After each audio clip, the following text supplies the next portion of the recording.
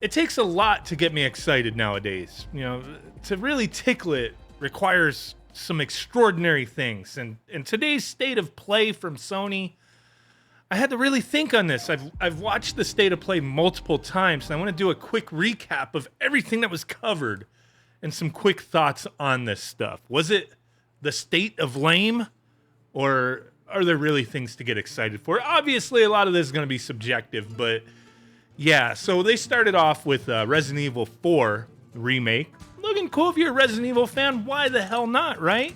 Then there's this big focus, not big enough in my opinion, for the PSVR 2 and all the games that they've announced so far. And really, nothing that's jumping out at me. There's things I'm interested in. Okay, Resident Evil 4 is going to have VR to support.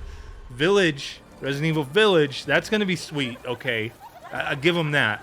Then you got The Walking Dead, Saints and Sinners. I did take some notes, some references. You see me look away here and there. Saints and Sinners, Retribution. I don't care. I ain't worried about that one at all.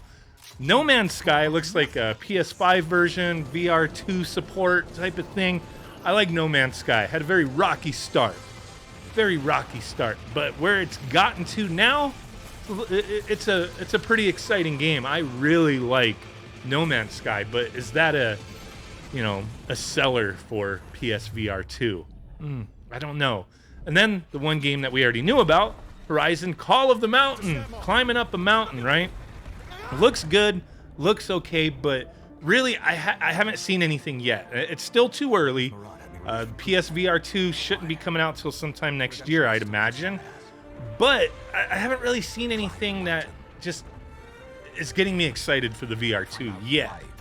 Now, when the PSVR first came out, there's some cool things for it that it was so new at the time, like VR, virtual reality gaming, that I got excited. But this time around, I still need to see more. A couple things that are kind of cool, but already expected type of thing, you know?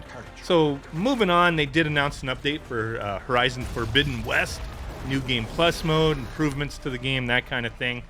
Okay, that's a cool game. And then a divergence from PlayStation. They announced, hey, SpiderMan Remastered is coming to PC August 12th. Great. This is my problem with this state of play. I have all the consoles. I'm not a fanboy, but my problem is I didn't really see too much here that screamed like PlayStation exclusive. I wait for the day that Resistance Fall of Man comes back. Killzone. Very unlikely, but man, like those were like PS3, like those were the games that like screamed to me. Like, this is PlayStation. What? I mean, this state of play, there's not a lot here that screamed PlayStation in my opinion. Okay, so moving on, they showed more of that game with the cat, Cyberpunk with the cat. What is it called? Stray comes out July 19th for PS4 and PS5. I really think on this one. Doesn't really look like my style of game. I don't like cats. Like, I'm not a cat person. Like, it just is what it is. Like, I don't get excited like, ooh, I get to play as a cat. Great. But there is something that, I don't know, it might be one of those magical games that people talk about for years after it comes out. I think it could be one of those games. I may have to give this one a chance. It looks intriguing.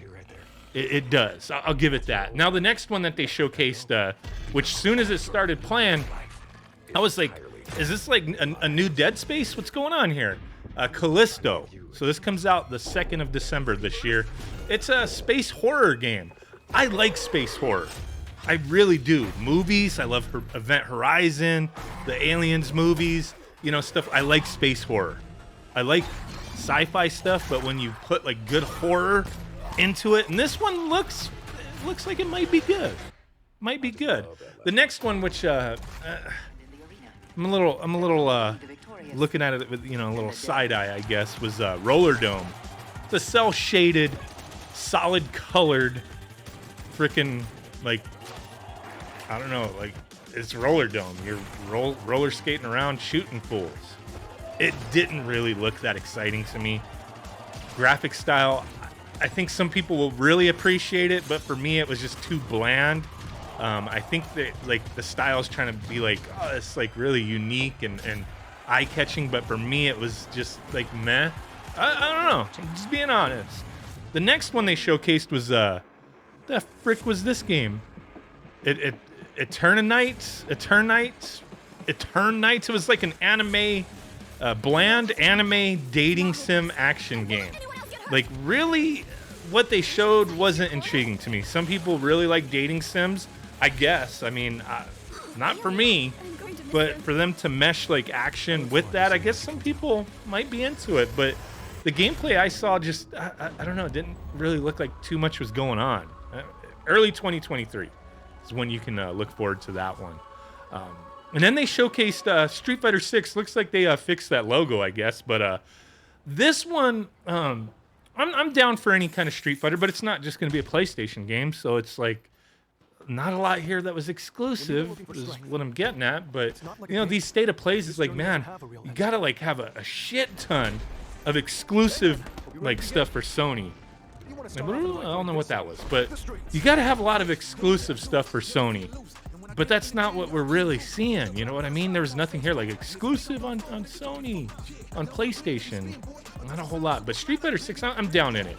I'm down into Street Fighter stuff. This one looks interesting. They showed a little bit of gameplay here. There's like a hub world.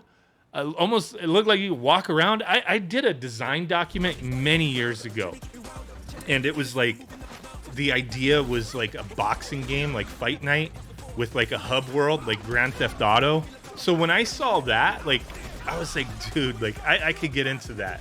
If it's like really fleshed out, like this hub world that you walk around in, if that's the direction they're going, and you can come across people, online multiplayer, be like, hey, let's fight. That little fist bump, let's do it. Like that kind of seems cool to me, if that's what they're actually doing. I mean, that's what it looked like, right? Then they showed a couple, moving on, they showed a couple indie games. Tunic, which was comes out September 27th of this year. Looks like a Fox Zelda style game. Indie game. Some people really into that stuff. With indie games, for me, a lot of them don't really jump out at me. It's not until I hear like other people say like, hey, this game is awesome, it's got this going for it, and then I usually get into it. But when I see indie games, I don't know. Like, I feel like I've seen this game before. Have I? Does this game already exist? I didn't do my research on Tunic, but I feel like there's already games out there that are like that. Not just Zelda, but other indie games that are in a very similar style. I don't know. Whatever. Then they had some game, Season. I forget what the subtitle to it was, where you're some girl taking pictures and recording shit. And that's like it. Like, I don't know. I guess like for people who like walking sims and doing jack shit other than just taking in the environment, maybe it'll be a cool one for you. Some people really like that stuff. I don't, but that's like I said, it's all subjective what you're into. What you're into, what you're not into, right? And that one looked hella boring to me. Didn't really care for the style. Maybe you take pictures and fight some shit, but I don't think that's what it is. You know what I mean? I think you're just taking pictures, recording stuff. Maybe it's a narrative-driven adventure. Some people be into it, but whatever, right? And then one of the big ones to me, which I was excited for, and I still kind of am, is Final Fantasy XVI. But from the more I see of this, the more I'm conflicted. Because it's like, you know, for the longest time, I grew up with Final Fantasy. And at a certain point, I started to wonder, like, where'd the fantasy go, right? And then this seems more pure fantasy, and that's fine. And it seems like there's a big emphasis on the summons, like one-on-one fights, like Godzilla-type stuff. You know, having like Ifrit and Odin, you know, Bahamut, that kind of thing. Like fighting each other, and they have life bars. Like there's like instances in those clips where it looked like a fighting game, and you know, that's kind of where Final Fantasy has gone, like action RPG. Like nobody, like these companies aren't doing these turn-based combats anymore. You know, like turn-based role-playing games. It's just straight up action. I think it's just more. Maybe the market research they've done, like, hey, we'll stick to doing like retro re-releases, HD stuff of old school games, certain games maybe, but our big franchises, we're not gonna do the turn-based stuff. We have to have action in it. And some people don't like that. Some people love it. I'm kind of like in the middle. Like if it's done well, I can get behind it.